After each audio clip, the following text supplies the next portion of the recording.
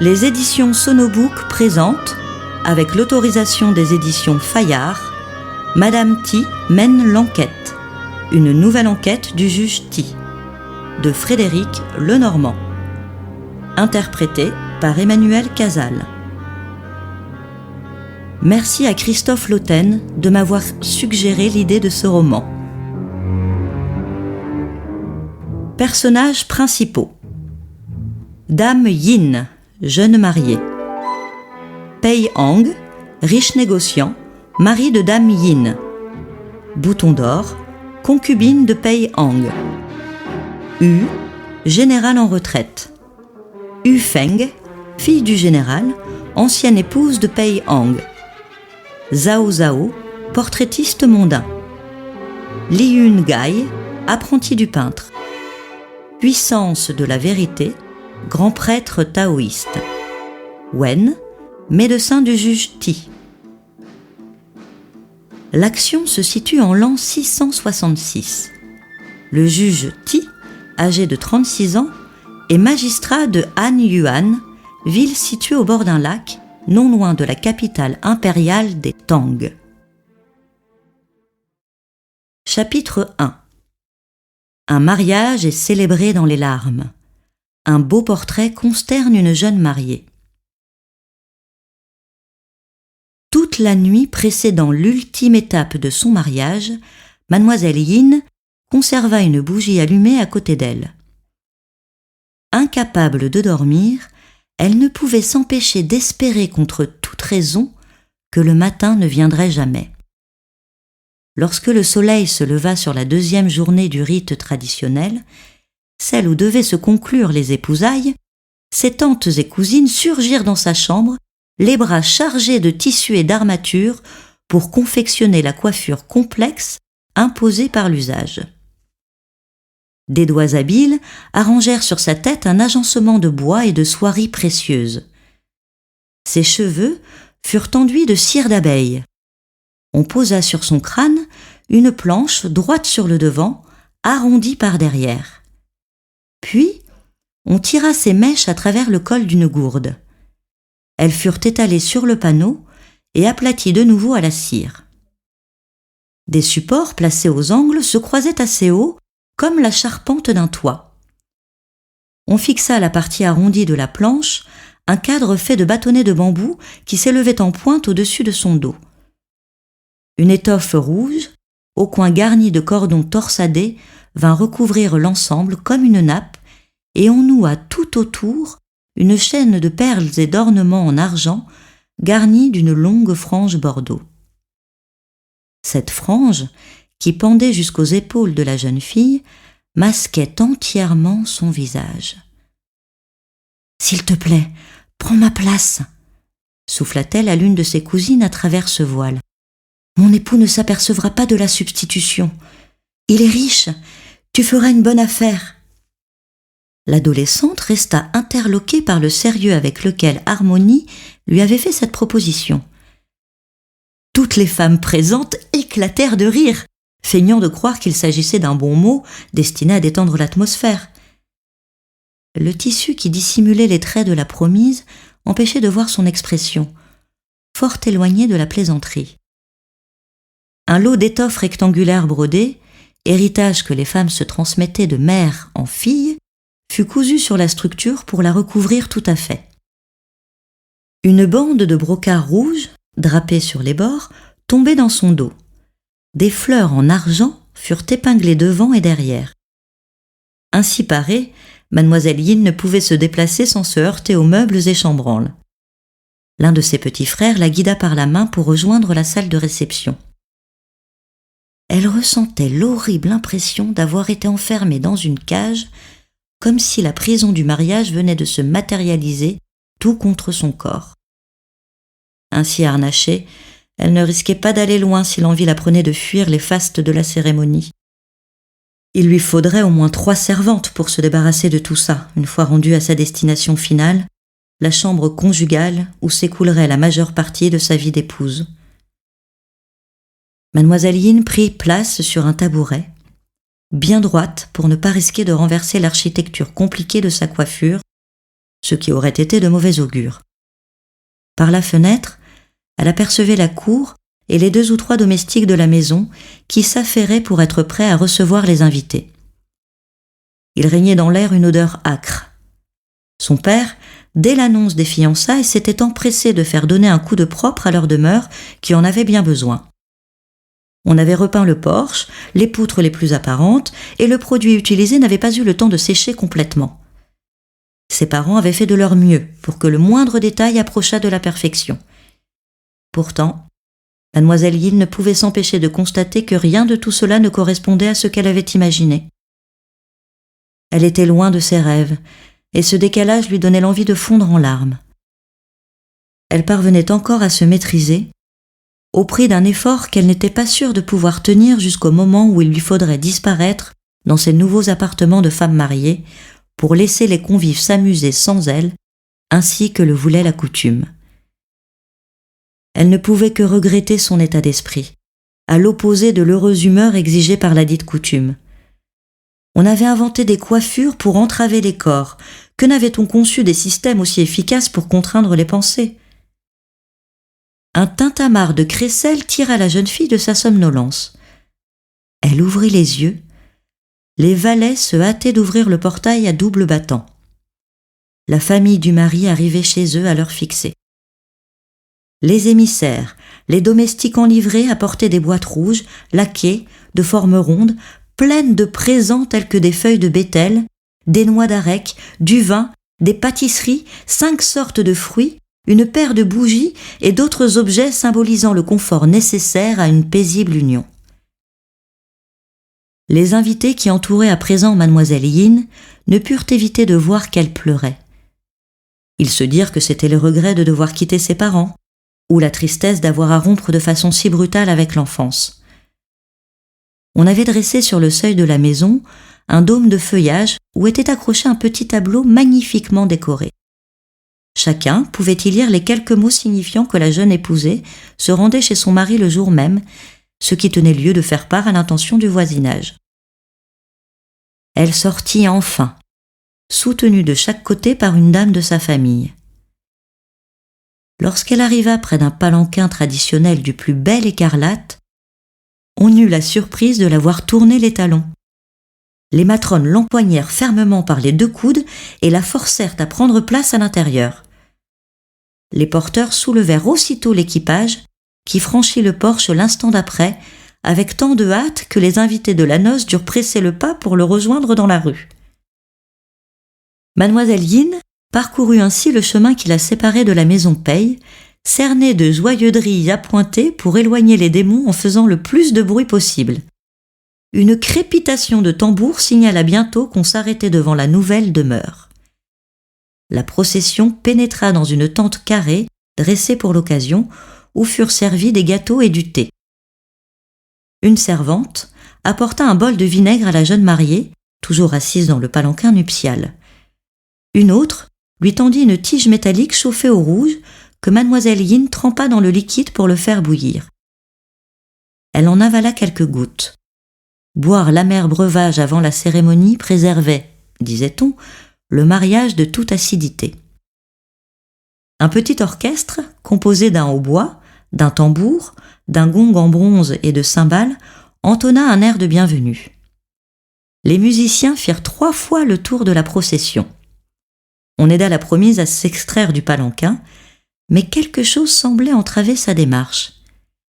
Elle s'immobilisa devant le portail, incapable de faire un pas de plus.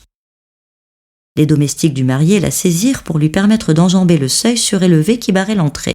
« Entrez, madame !» lui lança l'un d'eux. « Allez, ne soyez pas timide !» Elle franchit ainsi le porche, poussée, tirée, sans presque poser le pied à terre. L'assemblée des serviteurs, hommes et femmes, l'attendait dans la cour d'honneur. Ils lui firent gravir les 3 marches qui menaient au perron, et elle se retrouva dans le premier salon de la résidence.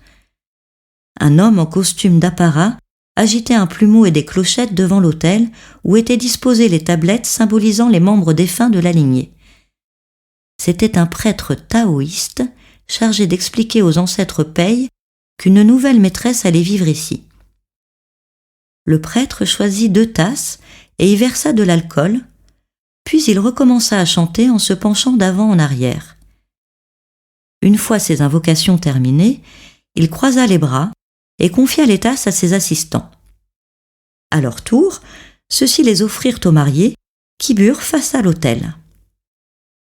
C'est alors que mademoiselle Yin vit, ou plutôt pressentit car elle ne pouvait tourner la tête, que son fiancé se tenait à ses côtés. La libation fut répétée à 3 reprises. La mariée devait maintenant abandonner les salles de réception aux convives et se retirer dans ses appartements privés. C'était comme quitter le monde des vivants pour pénétrer dans la nuit du tombeau. Plus mademoiselle Yin avançait dans les profondeurs de la maison, plus les pièces lui paraissaient regorgées de souvenirs des précédentes épouses. L'un d'eux lui fit un effet particulièrement vif. C'était le portrait d'une très belle femme. Un poème funèbre tracé à côté de son visage suggérait qu'elle était morte dans tout l'éclat de sa beauté. La jeune épousée resta un moment immobile, les yeux rivés sur cet objet sinistre. Elle aperçut par la fenêtre ouverte la nappe rouge qui recouvrait la table du banquet. Les nouveaux époux n'avaient pas échangé un mot, hormis quelques politesses de son mari, auxquelles elle n'avait pas répondu. Elle pénétra dans la chambre nuptiale qu'éclairaient des lanternes rouges et d'un geste sec claqua la porte derrière elle, laissant son époux au dehors. La stupeur se peignit sur le visage de ce dernier. Ce sentiment passa comme un voile. Un instant plus tard, il éclatait de rire devant la porte close. Chapitre 2. Le juge Ti fait une randonnée équestre. Il honore une déesse. Le juge Ti constata avec soulagement l'absence de nuages dans le ciel, en ce jour où le calendrier lui imposait un déplacement hors les murs.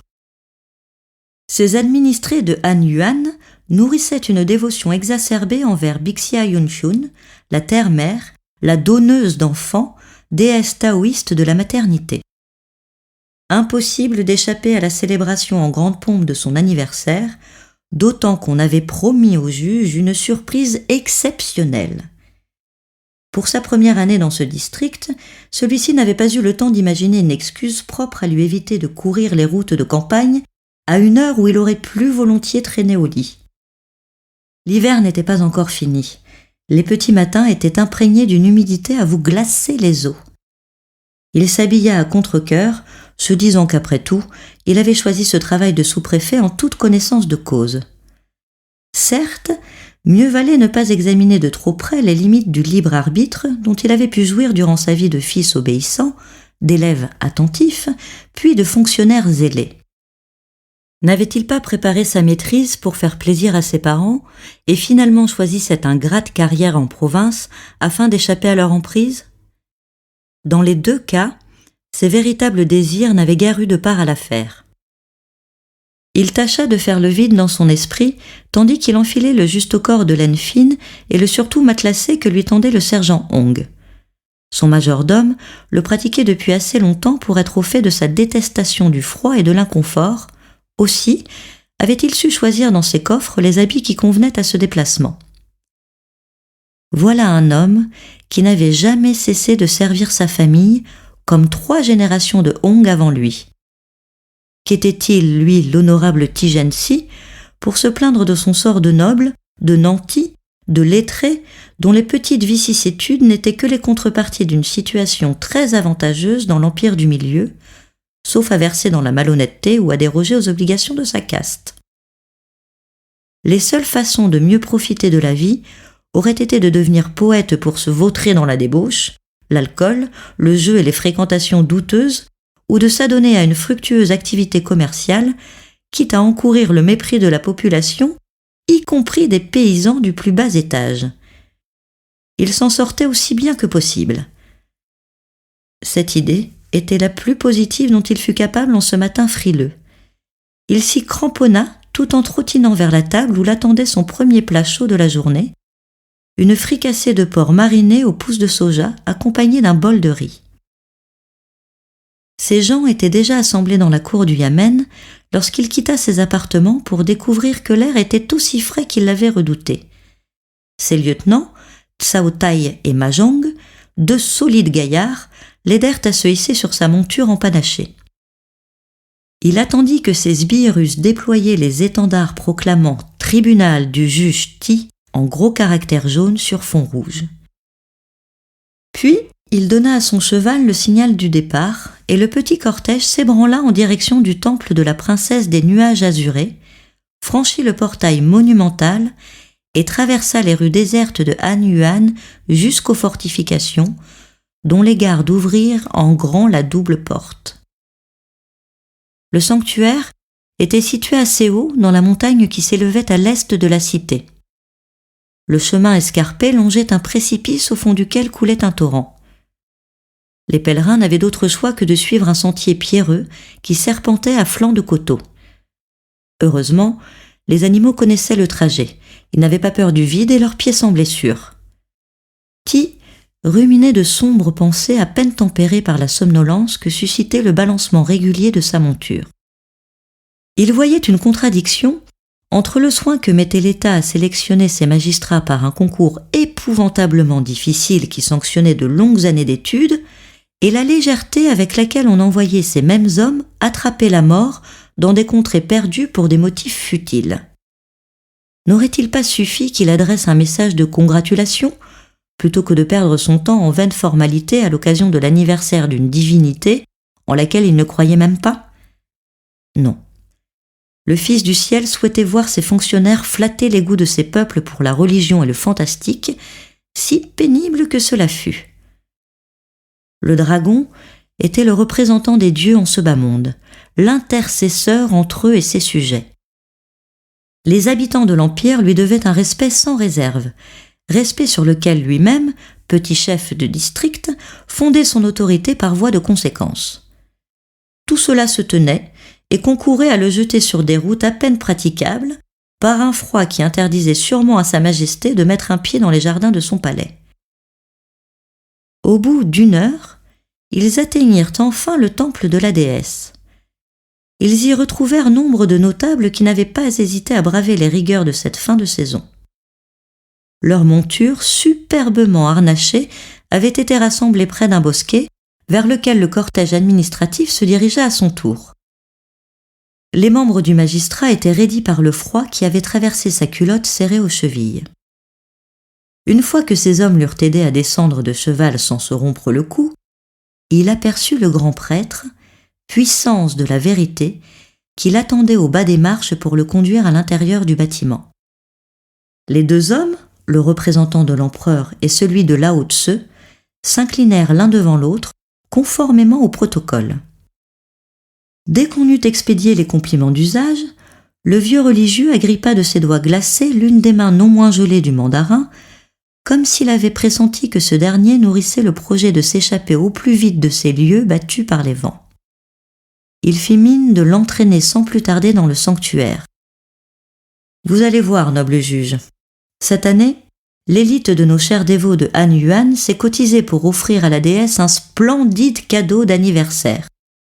Nous ne vous en avons rien dit pour vous en réserver la surprise. »« Je m'en réjouis d'avance, » grogna le magistrat. À un angle du bâtiment, il avisa un débit de thé bouillant tenu par des moignillons et bifurqua de ce côté d'un pas rapide, le prêtre toujours accroché à son bras. La vue de ces théières rebondies, de ces marmites au contenu frémissant, valait à son avis toutes les apparitions miraculeuses de Bixia, fût-elle environnée des flammes en forme d'ogive et couronnée des fleurs inifugées dont la gratifiaient en général ses exégètes. Un petit groupe de pèlerins qui, comme lui, souhaitaient combattre la froidure avant de se plier aux exigences de la piété, se serrait autour du poêle sur lequel les bedeaux avaient mis l'eau à bouillir. Ti reconnut parmi eux un barbouilleur à la mode dont le nom lui échappait. Il se souvenait de l'avoir croisé en quelques occasions, ses administrés s'étant entichés de lui à peu près autant que de leur déesse montagnarde. Sa présence l'étonna, les artistes n'étant d'ordinaire ni très religieux ni très matinaux dans leurs habitudes. Le culte de la terre-mère lui parut décidément très fortement enraciné dans la population locale. Vint le moment où Ti ne put plus ignorer l'impatience de puissance de la vérité qui s'obstinait à tirer avec de moins en moins de discrétion sur son habit pour lui rappeler ses obligations. Il se résigna à quitter la tiédeur réconfortante des environs du poêle et gravit les degrés qui menaient à la grande salle du lieu saint, qu'il devinait froide et humide. Elle était surtout irrespirable à cause des innombrables bougies et encensoirs qu'on y avait allumés en ce jour de fête. Une statue monumentale se dressait dans un brouillard de fumerolles. Ti s'inclina devant elle, ainsi que le faisait chaque nouvel arrivant.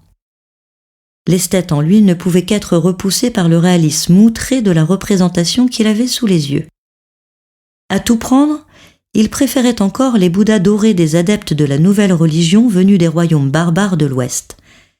C'était là tout le problème des échanges avec l'étranger. La route de la soie, par exemple, grâce à laquelle on découvrait épices, objets précieux et innovations nées en de lointaines contrées, leur valait aussi d'être envahis par un fatras de cultes plus abscons les uns que les autres, qui prospéraient comme les puces sur le dos d'un mendiant. Les Chinois, d'un naturel curieux, avaient une fâcheuse tendance à faire bon accueil à toutes les croyances délirantes issues des 4 coins du monde. Durant son passage aux archives impériales, Ti avait constaté que Chang'an, la capitale, était un méli-mélo de tout ce que l'univers possédait d'incongruités tant philosophiques que théologiques. Il avait même entendu dire qu'il s'était installé dans les faubourgs une communauté de missionnaires prônant l'existence d'un Dieu unique que ses frères de sang avaient pourtant pris la précaution d'immoler en place publique. Le taoïsme, par comparaison, prenait valeur de sagesse. Il présentait en tout cas l'avantage d'être bien de chez eux, et ce depuis plus d'un millénaire. « Le moment est venu de dévoiler la surprise », annonça le grand prêtre excité comme un gamin le jour de son anniversaire. « Ah, mais oui », répondit le juge qui avait perdu ce détail de vue au fil de ses pensées. Il chercha des yeux l'horrible candélabre en bronze ou l'affreuse effigie dorée dédiée à une déesse dont le bon goût n'était sûrement pas le trait dominant. 2 religieux apportèrent un trépied recouvert d'un drap. Puissance de la vérité prononça un petit discours qui permit au juge de comprendre ce qui avait tiré le peintre du lit de si bon matin. La collecte organisée par les fidèles avait été utilisée pour commander à Zhao Zhao, dont le nom d'artiste était Sûreté du trait, un nouveau portrait de la déesse. L'air satisfait de l'auteur suggérait que la pieuse générosité des bourgeois de Han Yuan n'était pas un vain mot. Au signal du grand prêtre, on fit glisser le drap afin de dévoiler la peinture, une œuvre d'assez grande taille, sur bois, très colorée. L'assemblée des fidèles, principalement composée des donateurs, émit des grognements enthousiastes. Ti n'était décidément pas fou de l'esthétique taoïste. Il jugea l'œuvre chargée et trop excessive. Un soin méticuleux, pour ne pas dire excessif, avait été apporté aux détails.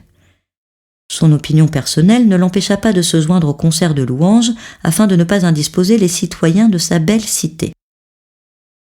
Dès qu'il le put, il laissa les prêtres à leur exultation et se replia vers le buffet, où des gâteaux à l'huile étaient à présent servis pour accompagner le thé bouillant. Il se trouva bientôt nez à nez avec l'artiste, venu abreuver son gosier asséché par les réponses aux innombrables questions quant à l'influence de la déesse sur son travail. Ti entreprit de le féliciter en termes polis pour la qualité de sa réalisation. Sûreté du trait, dont la principale source de revenus était le portrait mondain, crut nécessaire de préciser que l'œuvre n'était pas représentative de sa manière habituelle. « Si je vous montrais le cahier des charges qu'on m'a imposé, ma participation à ce tableau n'a été qu'une formalité. S'ils avaient pu le peindre eux-mêmes, ils se seraient volontiers passés de ma compétence. Je suppose que les lingots d'argent qu'ils vous ont versés n'étaient pas une formalité, en revanche, dit le juge. Comme tous les artistes à succès, Zhao Zhao affectait une grande décontraction sur le sujet de ses honoraires. De l'or, noble juge, des lingots d'or. Il y a longtemps que je ne travaille plus à moindre frais, grâce en soit rendue aux dieux. À la déesse, en l'occurrence, rectifia-t-il. Les donateurs ayant retrouvé la trace de leur peintre chéri, celui-ci fut happé par un aéropage en pleine jubilation artistique. Ce qui laissa au magistrat le loisir de vérifier si le goût taoïste était meilleur en cuisine qu'en peinture. Il avisa au bout d'un moment un personnage de haute taille, au port altier, que divers notables venaient saluer à tour de rôle avec obséquiosité.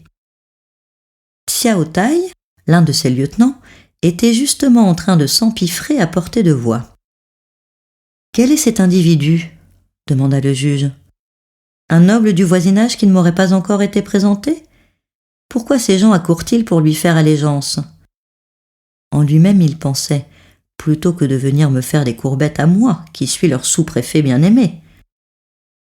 Xiao Tai expliqua qu'il s'agissait d'un certain Pei Hang, riche propriétaire terrien, venu offrir un sacrifice à la déesse protectrice des foyers à l'occasion de son remariage. La cérémonie s'était tenue peu de jours auparavant, aussi ses invités profitaient-ils de l'occasion pour le remercier une nouvelle fois des fastes déployés pour les recevoir. C'était un homme qui aimait à faire partager son opulence. « Certes, dit le juge, à quoi bon être riche si personne n'est là pour vous admirer ? L'or sert d'abord à acheter des flatteries. Et les honneurs à vous procurer des ennuis, conclut-il. Conscient de ce que son commentaire n'était pas exempt de jalousie, il engouffra un bon morceau de tourte aux anguilles pour étouffer ce vilain sentiment. Il s'en souvenait à présent. La fête chez ce Pei avait fait tant de bruit que plusieurs habitants du voisinage s'en étaient plaints aux sbires du Yamen. En vain. M. Pei n'était pas regardant sur les sapèques qu'il convenait de distribuer aux employés du tribunal pour avoir gain de cause, quel que fût le litige. L'un après l'autre, les invités rejoignaient leur monture, qui paissait tranquillement près du bosquet. Ti estima que sa présence n'était plus nécessaire. La corvée prenait fin. Sa dignité l'engageait même à quitter les lieux parmi les premiers. Il lui incombait de donner le signal du départ, et non de rester en se donnant l'air de vouloir aider à ranger des plats et à fermer la boutique. Le grand bonhomme prétentieux était justement en train de considérer le cheval empanaché du magistrat, qu'il couvait d'un regard d'évidente admiration. Ti se dit avec satisfaction que les biens d'un mandarin pouvaient encore susciter l'envie d'un gros bourgeois cousu d'or. « Belle bête !» dit M. Pei, tapotant en connaisseur l'encolure de l'animal. Ti admit que les écuries du Yamen fonctionnaient au mieux. Inutile de préciser qu'il devait ce privilège à un règlement impérial autorisant les sous-préfets à préempter à vil prix les meilleures montures du district afin que les émissaires du dragon n'allassent pas à pied.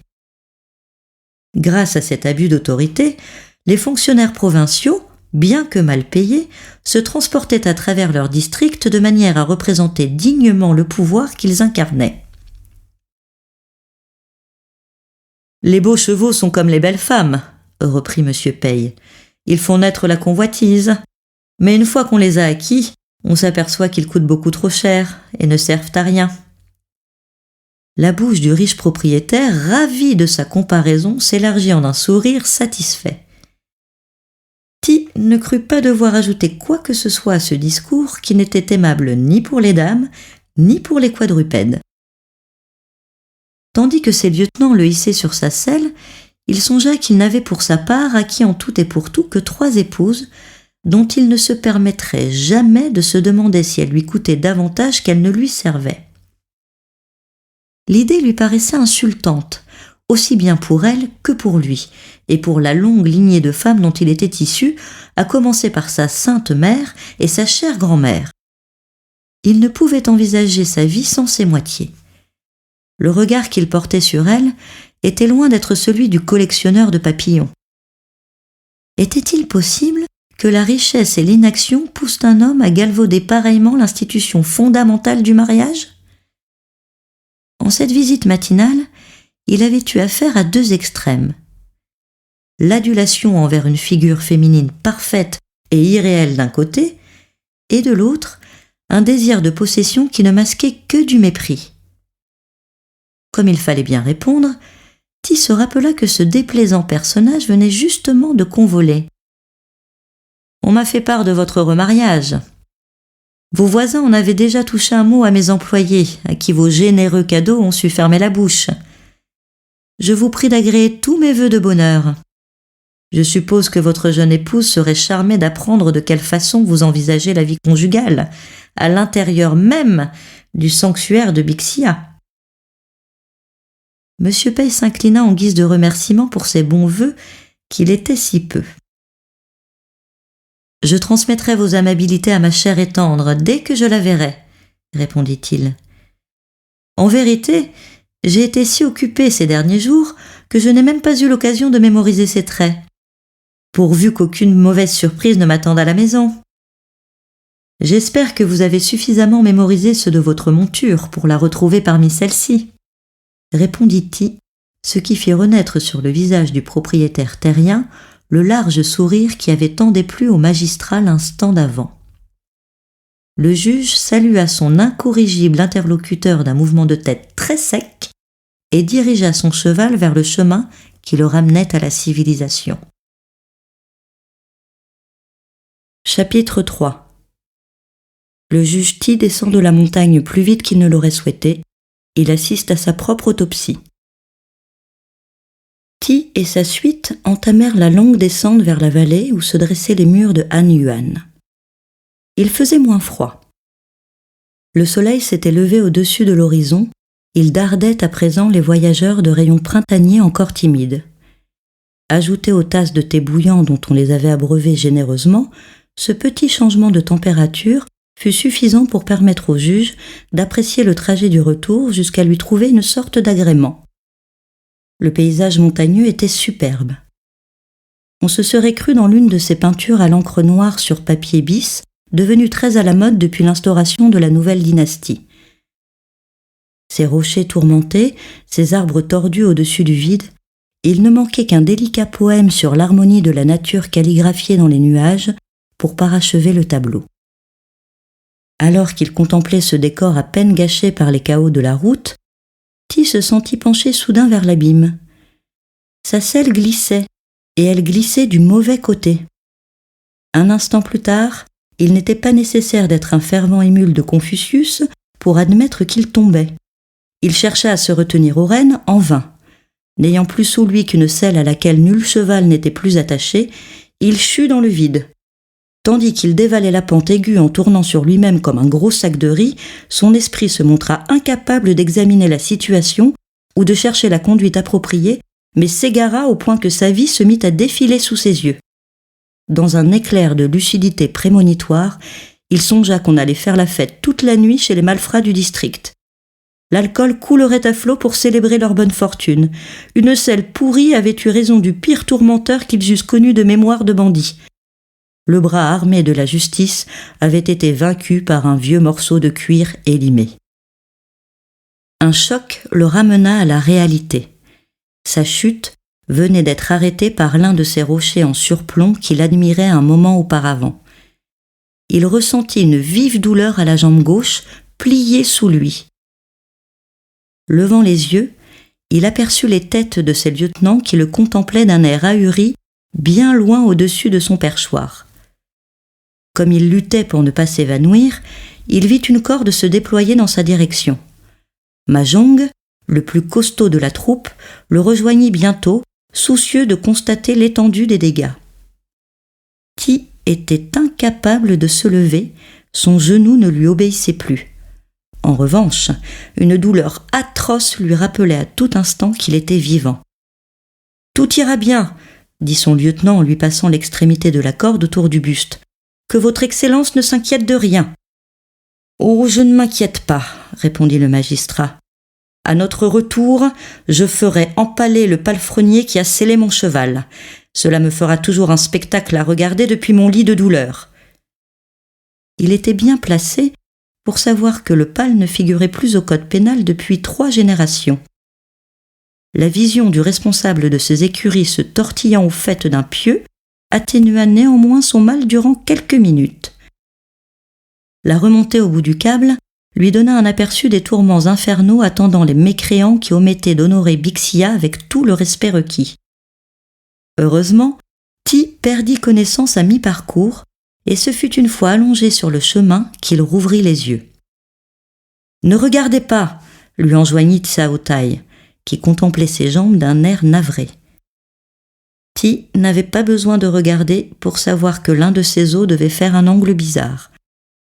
Il avait sans doute quelque chose de déboîté et le reste de rompu pour éprouver une sensation aussi horrible. Dans cet état, impossible de tenir en selle. Ces hommes lui confectionnèrent une civière de fortune qu'ils suspendirent entre 2 chevaux. On y déposa le juge, qui manqua tourner de l'œil une nouvelle fois. Un choc violent contre sa joue le ranima in extremis. « On m'a frappé !» glapit-il, reprenant soudain du poil de la bête. « Qui s'est permis de me gifler ?» Xiaotai assura qu'aucun d'eux n'aurait osé attenter à sa dignité. Ti, en dépit de son état, surprit dans la prunelle de son lieutenant une lueur qui ne laissait guère de doute quant au geste que ce dernier venait de s'autoriser sur la personne sacrée de son patron. « On me moleste !» grogna-t-il, sûr de son fait. Il fallut encore l'arrimer solidement pour éviter que son corps meurtri ne versât une seconde fois dans l'abîme. Enfin, le convoi s'ébranla en direction de la cité, où Ti pourrait enfin recevoir les soins et le réconfort auquel il aspirait de toute son âme. Comme on ne savait que faire de sa selle rompue, on la lui déposa sur le ventre plutôt que de l'abandonner au milieu du sentier. Tel qu'il se trouvait, il avait sous le nez la courroie fatale. Elle s'agitait devant ses yeux au rythme des chaos. L'enquêteur en lui se réveilla subitement et reprit les commandes de son esprit. L'espace d'un instant, il n'y eut plus ni douleur, ni accident, ni effroi d'avoir frôlé la mort. Il n'y eut plus que cet objet étrange posé à quelques pouces de son visage. Ses yeux scrutèrent le bout de cuir déchiré. Il lui aurait fallu être plus qu'aux 3/4 mort pour ne pas tirer les conclusions qui s'imposaient. Son cerveau enregistra immédiatement et pour longtemps ce qu'il venait de contempler. Alors seulement sa tête retomba en arrière et il sombra dans une semi-conscience réparatrice. On le ramena en ville à grand-peine. Le plus pénible pour les cavaliers n'était pas tant la difficulté d'un voyage dans ces conditions précaires que les injonctions amères du blessé quand il se réveillait. La constatation de son triste sort était chaque fois pour lui une désagréable surprise dont son humeur se ressentait. Dès qu'on franchit les murailles de Han-Yuan, les passants emboîtèrent le pas du cortège avec effarement, convaincus que c'était un défunt que l'on ramenait. Déjà, Ti entendait les pleureuses professionnelles s'entraîner sur son passage. Dans moins d'1 heure, le temps d'enfiler une robe blanche de circonstance, elles accouraient au yamen pour toucher leur prime en récompense des prières démonstratives dans lesquelles elles ne manqueraient pas de se lancer pour le repos de son âme au temple de Confucius, le patron des lettrés. Mes bons administrés, pensa le juge. Dans un deuxième temps, il se demanda si cette promptitude à le pleurer ne révélait pas leur sentiment profond à son égard. On l'enterrait un peu vite, tout de même. N'aurait-il pas été plus flatteur que la population se jetât dans les sanctuaires afin de prier pour son rétablissement ? Ses concitoyens se mobiliseraient-ils autant pour sa guérison qu'ils le faisaient pour célébrer sa mémoire ? La pluie de questions, du genre « De quoi est-il mort ?», qui s'abattait sur ses lieutenants, finit par l'irriter. Il s'efforça de lever une main afin de montrer au badaud que le cadavre bougeait encore et fit signe à Mahjong de s'approcher. « Fais cesser ce faux bruit », lui enjoigna-t-il, « ou bien je trouverai mes épouses en robe de deuil à mon arrivée. » Sans se l'avouer, il craignait plutôt de ne pas les voir aussi atteintes par ce malheur qu'elle l'aurait dû, une déception capable de l'abattre définitivement. Par bonheur, le visage de ces dernières, lorsqu'elles se ruèrent hors du bâtiment pour courir à sa rencontre, montrait tous les signes du désespoir le plus vif. Elles se précipitèrent sur sa civière et cachèrent avec pudeur leurs larmes dans leurs manches, après avoir contemplé sa face blafarde, contusionnée, ses cheveux ébouriffés et sales. Il résolut aussitôt de donner libre cours à ses états d'âme de grand malade. C'était le moment de se faire bichonner. Rien ne pouvait mieux le consoler de ses déboires. On ne lui laissa d'ailleurs pas l'occasion de montrer s'il était en condition de prendre la moindre décision. Madame Première, qui gérait sa maisonnée d'une poigne de fer, prit en main la situation sans hésiter. Elle ordonna aux sbires de dégager son mari de ses entraves avec autant de douceur qu'ils en étaient capables. Dans le même temps, elle chargea les 2 épouses secondaires de préparer l'appartement du cher blessé. À tout instant, des domestiques surgissaient pour recevoir ses ordres. Elle les envoyait chercher des habits propres, faire chauffer de l'eau ou quérir le médecin. T se sentit glisser dans une passivité ouatée qui n'allait sûrement plus le quitter de toute sa convalescence. Le moins qu'on puisse dire, c'est que la protection de la déesse ne s'est pas étendue à moi, constata-t-il d'une voix mourante, tandis qu'on tâchait de l'installer sur son lit avec d'infinies précautions. Elle n'a pas dû aimer ce petit air critique que vous promenez partout, le gronda sa deuxième, la plus pieuse des 3. Il est des lieux où il ne sied pas de tout considérer d'un œil sarcastique. Les divinités du panthéon taoïste ne font pas partie de vos administrés ordinaires. Ai-je tort si je suppose que vous avez eu, dans son sanctuaire, des pensées irrespectueuses envers sa dignité ?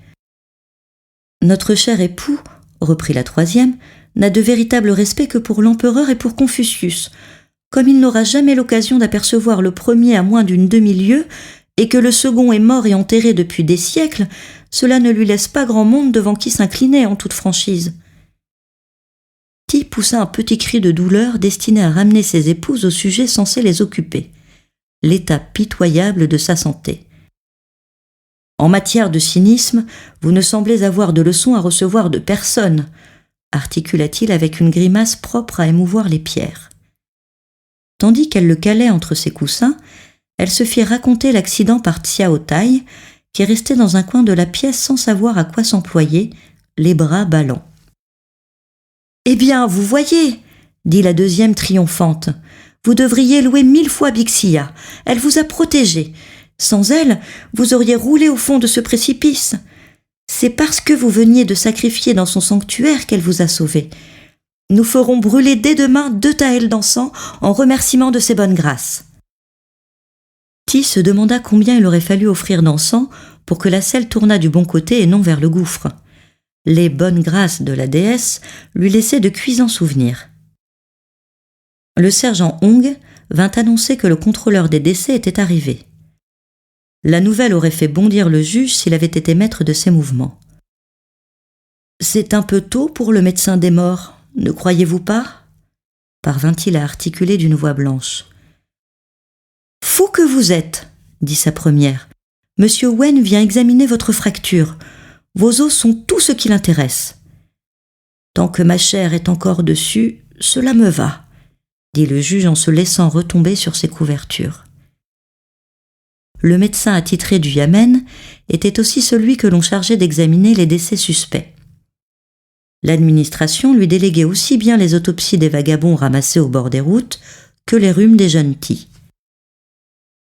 Il se pencha sur le corps du blessé et demanda qu'on le dévêtît davantage afin de pouvoir procéder à un examen détaillé.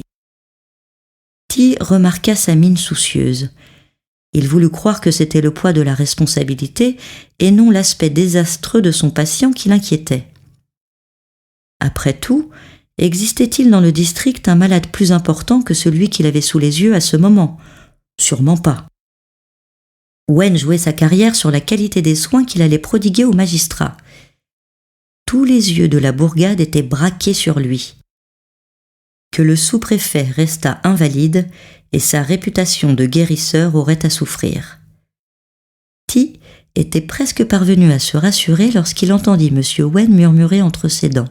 « C'est pas beau. » L'examen se prolongeant, il eut la désagréable impression que le contrôleur des décès prenait le pas sur le soigneur. Wen s'intéressait à lui avec une curiosité de croque-mort. Il s'était mis à le palper ici et là sans ménagement, comme s'il s'était agi d'une dépouille mortuaire incapable de rien sentir. « Eh !» protesta le patient dont on venait de pincer les orteils. « C'est à un vivant que vous avez affaire. Dois-je vous le rappeler ?»« C'est inutile, noble juge, » répondit le médecin sans se départir de son expression pénétrée. Et d'après ce que je vois, c'est à un concours de circonstances étonnamment favorable que vous devez cette chance. Le choc qui a brisé votre jambe aurait aussi bien pu rompre votre cou ou votre dos. Ce serait alors un cadavre que je serais en train d'ausculter. Oui, eh bien, ce n'est pas le cas, grâce au ciel, répondit le juge, passablement choqué par le détachement professionnel de son visiteur. Monsieur Wen donna des ordres pour que fût confectionnée une attelle solide qu'il fixa lui-même à la jambe cassée. Le patient en avait au moins pour une lunaison et demie à ne pouvoir poser le pied par terre. Encore lui faudrait-il ingurgiter maints aliments réparateurs afin que ses os se reforment correctement. Il rédigea sa prescription où figurait une offrande au temple du dieu de la médecine, signalée comme la partie la plus importante du traitement. Vous ne serez plus en mesure de courir les sanctuaires de la région avant un bon moment, prévint-il. Je suggère que votre première visite de convalescent soit pour celui de mon dieu tutélaire. Si vous vous en sortez sans handicap, vous lui devrez bien ça. Ti se força à émettre un petit rire somme toute grinçant. Notre cher contrôleur entend la plaisanterie. Vous plaisantez, n'est-ce pas? Occupé à ranger son matériel, le médecin émit un son informe dans lequel Ti voulut entendre un oui. Il le remercia de sa franchise, tout en songeant par-devers lui qu'il aurait apprécié qu'on fît preuve à son égard d'un peu plus de diplomatie. Il se promit, quoi qu'il en fût, d'envoyer au plus tôt l'un de ses clercs porter en son nom un don généreux à la divinité des jambes cassées. Il avait beau être fervent adepte de Confucius, les aléas de cette journée l'avaient rendu prudent. Une fois le praticien parti, Ti resta seul avec ses épouses qui continuaient à s'affairer, approchant un plateau ou concoctant une infusion bien forte.